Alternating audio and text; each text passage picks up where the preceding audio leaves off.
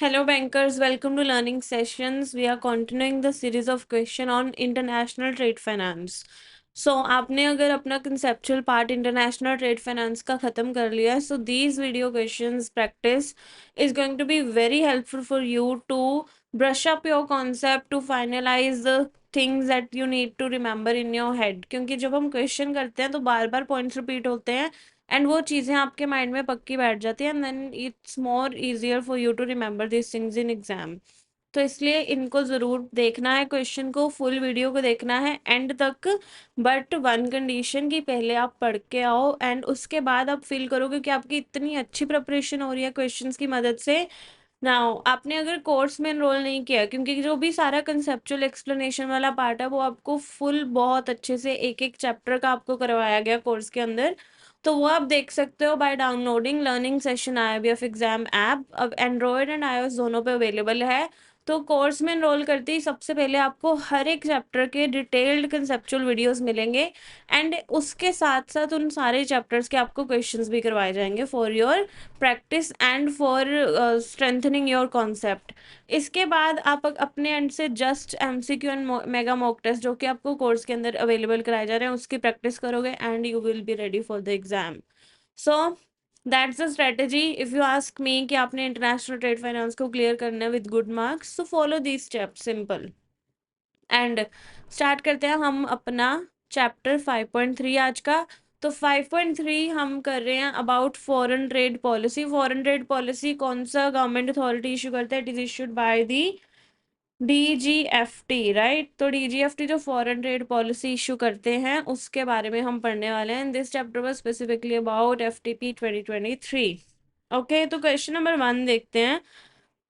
That unlike earlier foreign trade policy that had a fixed 5-term validity, हमने पढ़ा था कि foreign trade policy from very beginning India में 5 साल के लिए लाई जाती थी एंड हर 5 साल बाद वो देखते थे कि क्या न्यू नेक्स्ट 5 साल का हम चाहते हैं ट्रजेक्ट्री रहे, उस अकॉर्डिंग एक न्यू पॉलिसी इशू करी जाती थी। लेकिन जो पॉलिसी FTP 2023 आई उसमें क्या था? It was a perpetual policy because इसमें कोई भी सनसेट क्लोज नहीं दिया गया था।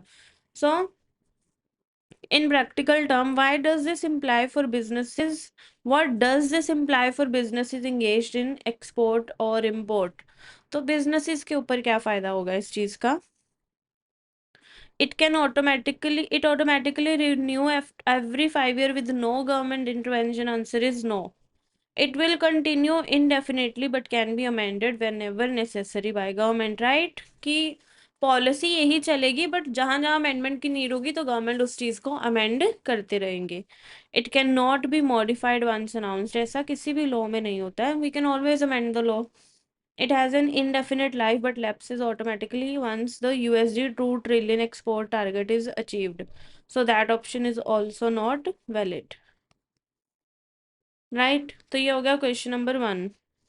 अब देखते हैं question 2। Why was the earlier FTP, that is 2015 से 2020 वाली जो फॉरेन ट्रेड पॉलिसी थी, extended multiple times up to March 31st 2023 instead of introducing a new policy earlier.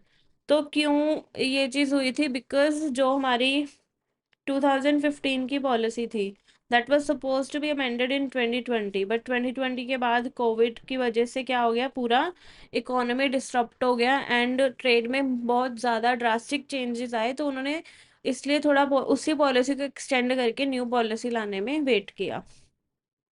To align with vision, answer is no. Because of continuous changes in WTO guideline, no. Due to COVID-19 pandemic restriction, yes. And to synchronize with RBI monetary policy cycle, answer is no.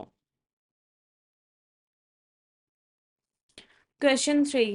The landmark FTP 1992 to 1997 is considered pivotal because अब जो 1992 और 1997 वाली policy थी ना, इसने India का international trade का aspect change कर दिया था। बिकॉज इससे पहले गवर्नमेंट ने क्या किया, जो भी फॉरेन एक्सचेंज में डीलिंग है उसको लिबरलाइज कर दिया एंड ग्लोबलाइजेशन पे ज़्यादा फोकस किया। सो ये पॉलिसी में गवर्नमेंट ने ड्रास्टिक चेंजेस किए थे। तो इसमें क्या चेंज हुआ ये बताना है। इंट्रोड्यूस्ड HS कोड क्लासिफिकेशन, ये HS code classification is something new, अभी आया ये। Shifted policy from annual restriction to liberalised 5 year planning, right. पहले क्या था, एनुअल रिस्ट्रिक्शन, पहले हमारी पॉलिसीज होती थी रिस्ट्रिक्टेड फॉर्म में, बट फिर उसके बाद 1992 से क्या हुआ, इन्होंने लिबरलाइज्ड पॉलिसी लाई, so that was the major shift. Created India's first perpetual FTP. First perpetual FTP came in 2023. Launched the WTO mandated tariff binding. Also incorrect. Next question number 4. In India's foreign trade policy 2023, a key shift from incentive-based regime to which approach? 2023 से पहले government क्या करती थी, incentive provide करती थी कि आप अगर एक्सपोर्ट करोगे तो आपको ये बेनिफिट मिलेगा। गवर्नमेंट उनको क्रेडिट्स देती थी, ड्यूटी ड्रॉबैक हो गया या रोड टैप इंसेंटिव हो गया, इस फॉर्म में गवर्नमेंट उनको क्रेडिट्स देती थी, राइट। बट उस रजीम से शिफ्ट होके कौन सी अप्रोच पे आए हैं हम एफटीपी 2023 में? So from the incentive approach हमने कौन सी अप्रोच अप्लाई करी है? अब we have taken the remission approach, जहाँ पे हम क्या करते हैं कि अगर आप इंपोर्ट कर रहे हो for the purpose of export तो हम आपको इंपोर्ट ड्यूटी पे रिमिशन दे देंगे। अगर आप एक्सपोर्ट कर रहे हो तो हम आपकी कस्टम ड्यूटी इतनी कम चार्ज करेंगे। तो ऐसी चीज़ें हमने अप्लाई करी है ज़्यादा। So complete removal of all subsidies, सारी सब्सिडीज रिमूव तो नहीं करी। Provide remission of taxes and levies while encouraging domestic value addition, कि आप कंट्री में लाके अगर चीज़ों में वैल्यू ऐड करोगे तो आपको टैक्सेस कम लगेंगे। Offering concessional credit only to priority sector of exporter, relying solely on automatic tariff reduction, not true. Question 5. The government set an ambitious export target of USD 2 trillion by 2030 under FTP 2023. This target includes only goods or both goods and services, or only merchandise export, or primarily agriculture and IT. तो government ने जो ये target लगाया है export का, this include both goods and services. Question number 6. Which of the following best explains the HS code in global trade? तो HS code क्या है? जो हार्मोनाइज सिस्टम कोड है, दैट इज प्रॉपर गुड्स की classification हो पाए, goods की identification हो पाए, एंड उसके अकॉर्डिंग गुड्स की टैक्सेशन भी प्रॉपरली हो पाए। So this was the main reason of why HS codes are used in global trade. So a domestic tax code unique to each country. HS code एक international classification है goods की, domestic code नहीं है। A 6-digit international classification developed by WCO for uniform trade data. Answer is yes. A financial code for export subsidies and concession. Answer is no. A trade agreement identifier between WTO and MTF, IMF. Again, false. Question number 7. In India, ITC-HS is used for classification. What makes ITC-HS different from WCO's 6-digit asset? So, India में जो HSN use होता है वो क्या है, 6 digit का नहीं होता। वी यूज 8 to 10 डिजिट, क्योंकि हम गुड्स की और फर्दर डीपली जाके क्लासिफिकेशन करते हैं ताकि अच्छे से आइडेंटिफाई हो पाए goods, right. So India reduced it to 4 digit. Answer is no. India extended it to 8 digit and sometime 10 for tariff purposes. India abolished HSS altogether. Answer is no. India में HSN use होता है. And India replaced it with RBI defined commodity classification. Incorrect. So option B is correct here. Which institution is responsible for maintaining HS codes globally and where it is based? So option A, WTO Geneva. WTO का काम क्या है? Trade के related tariff वगैरह and organisation को manage करना। IMF is International Monetary Fund. Now this WCO, this is responsible for maintaining HSN globally. And UNCTAD, this is not also true. Question number 9. For international shipments, why must HS code be included in invoices, packing list and transport document? ये सारी चीज़ों में HSN code का होना ज़रूरी क्यों है? To determine applicable duty, क्योंकि जब हमें मालूम होगा कि आप क्या शिप करो तभी हम ड्यूटी लगा पाएंगे प्रॉपर। एंड उसके बाद टैक्सेस लगाना एंड देखना कि कंप्लायंस हो रही है प्रॉपरली। जैसे इंडिया में हम गुड्स को आइडेंटिफाई करके देख पाएंगे कि वो एफटीपी को कंप्लाई कर रहे हैं या नहीं, राइट। तो this is the purpose to enable automatic currency conversion. HS से करेंसी कन्वर्जन तो नहीं होती। To comply with FEMA guideline. Now HS is a international classification, तो वो इंडिया के लॉ को फॉलो करने के लिए तो नहीं बनाएगी ना specifically. Then to qualify for export promotion, again incorrect. आगे question number 10, why do banks handling advance remittance for और LC insist on the HS code declaration. Banks क्यों इंसिस्ट करते हैं कि एचएस कोड डिक्लेरेशन दी जाए।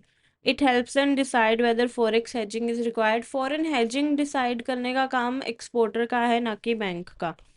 It confirms whether goods are freely exportable और importable under DGFT rules, कि FTP के अंडर गुड्स अलाउड है या नहीं, ये चीज़ बैंक भी पहले ही चेक कर ले। It determine RBI approval is needed for capital account transaction. Answer is no. It facilitate credit rating agency to verify borrower performance. Goods classification से हमें ये नहीं मालूम पड़ेगा कि borrower का credit score क्या है. So that is why it's incorrect. Question number 11. Which of the following is not listed under ITC-HS section? Animal and animal product, pearls, precious stone or metals, nuclear energy और atomic reactors, wood and wood product. So कौन से product है जो नहीं listed ITC में? That is nuclear energy and atomic reactor. बाकी सारे product उसमें लिस्टेड है। Question 12, how does FTP 2023 align with India's ambition of becoming a 5 trillion economy by 2025 and 7 trillion by 2030? किस तरह से ये पॉलिसी हेल्प करती है गवर्नमेंट को ये टारगेट अचीव करने में? By focusing on agriculture-led export, answer is no. By catalyzing growth in both merchandise and service export with structural reform. Government ने पॉलिसी में कुछ ऐसे रिफॉर्म करे हैं ताकि हमारे गुड्स एंड सर्विसेज दोनों का एक्सपोर्ट बढ़े. By linking export growth directly with fiscal deficit reduction, this is not true. By enforcing WTO dispute resolution compliance as a central strategy. WTO dispute resolution से हम India की economy को develop नहीं करवा सकते, वो तो डिस्प्यूट रेजोल्यूशन के लिए यूज होगी. Question 13, 10 years ago India was 10th largest economy at 1.9 trillion. Today it is the 5th largest with 3.7 trillion. This trajectory highlights FTP role in what? पहले जो भी इंडिया की ग्रोथ हुई है उसमें फॉरेन ट्रेड पॉलिसी का क्या रोल रहा है वो बताना है.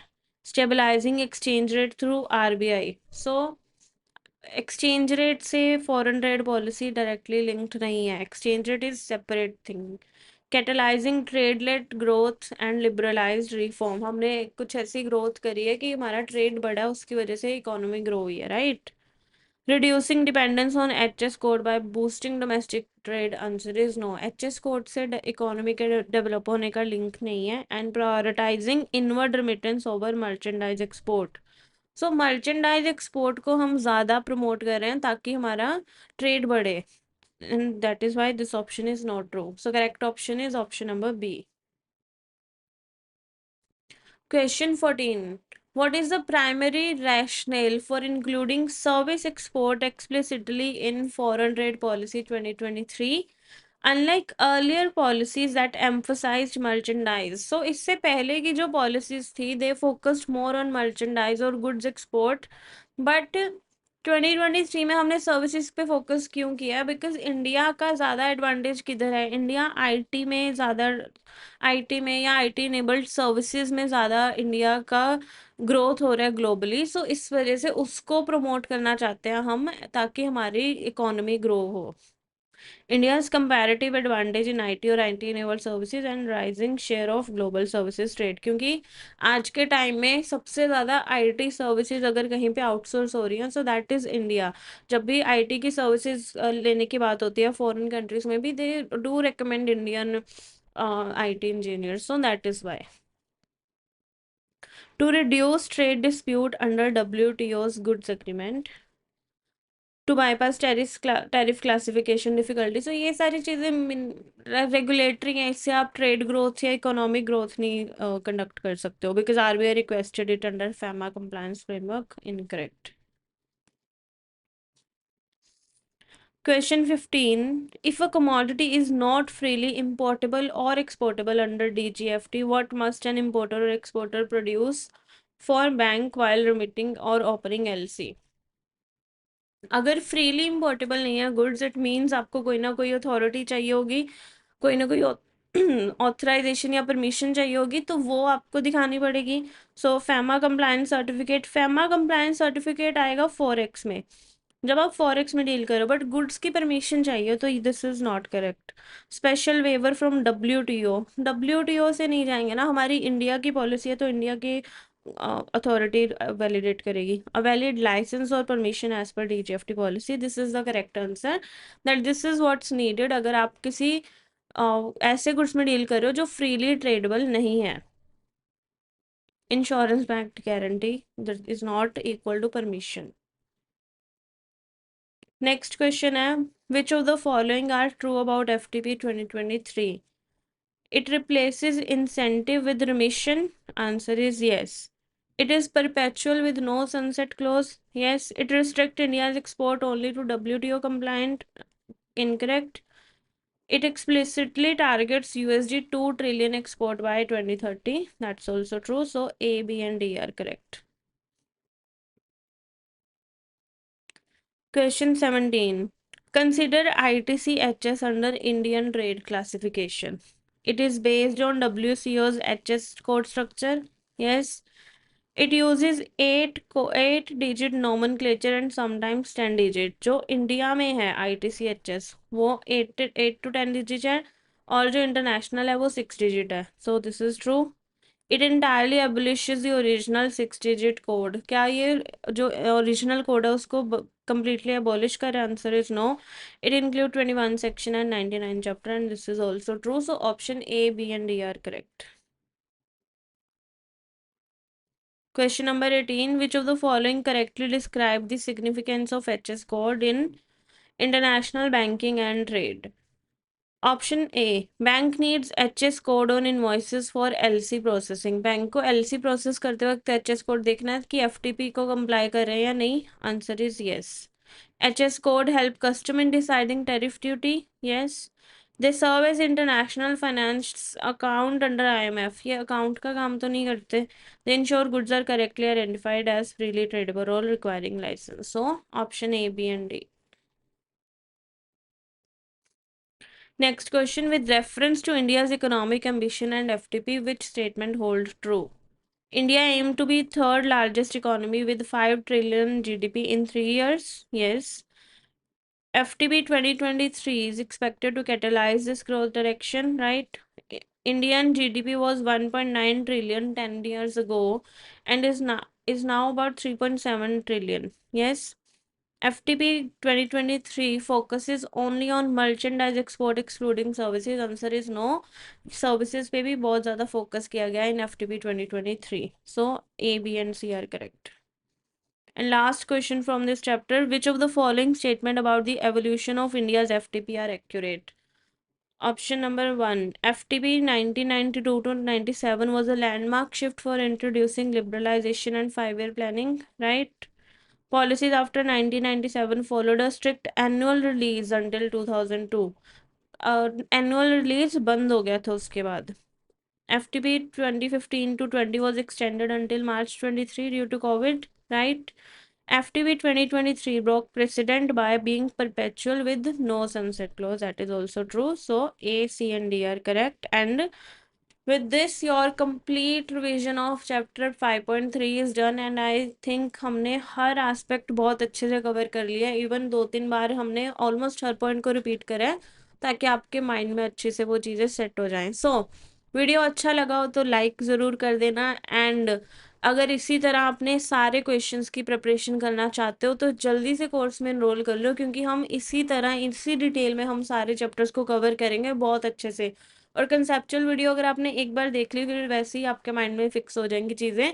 So do enrol in the course and thank you so much for your time. I really appreciate your dedication कि आप अपने एग्जाम के लिए इसे पढ़ रहे हो and I really do hope कि आप अच्छे मार्क्स स्कोर करो। So thank you for your time. Bye bye.